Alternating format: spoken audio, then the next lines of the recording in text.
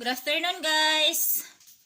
Sa hapong ito guys, no, ipapakita ko sa inyo kung paano gumawa ng herbal para sa ubo. Kasi yung kaibigan ko, may pasok sila ngayon, may duty.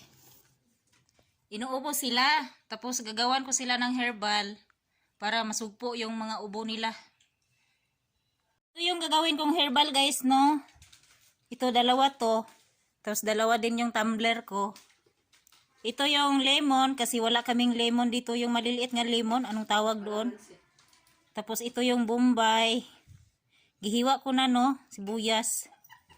Ito yung ahos. Ano ba tong ahos sa Tagalog? Garlic.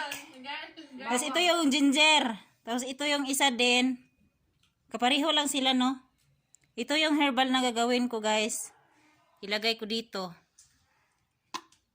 Ito. Tangin, hog. Ito guys, nilagay ko yung bawang at saka yung garlic, yung ginger, onions.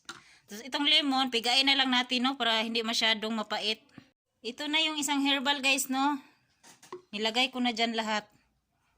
Tapos ito na namang isa kasi dalawa sila inuubo eh. Lagay ko to lahat.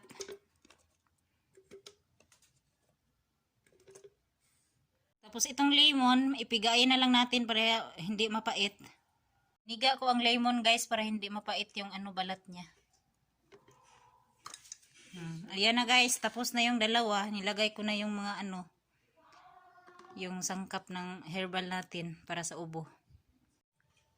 Ito na yung dalawang herbal guys no. Lagyan natin ng isa't kalahating baso o tasang tubig.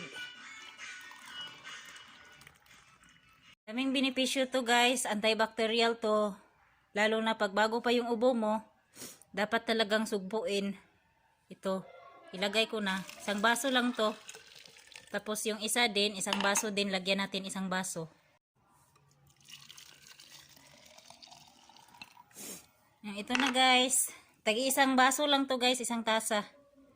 Tapos, kailangan mong ibabad ng 30 minutes no? Para ito lang 30 minutes guys no para ma-absorb talaga yung niya, yung mga katas sa ating herbal. Ito na yung herbal natin. Tapos pag uwi nila guys, ipainom ko to sa kanila. Ito yung ipainom ko sa kanila para mawala yung ubo nila, masugpo talaga yung ubo nila. At ito na guys yung nagawa ko. May tips na kayo guys kung paano gumawa ng antibacterial nga herbal lang po. Gamit ang luya, sibuyas, ahos, at saka lemon. 4. Antibacterial to. At yan lang guys ang may share ko ngayon. Salamat po. Bye!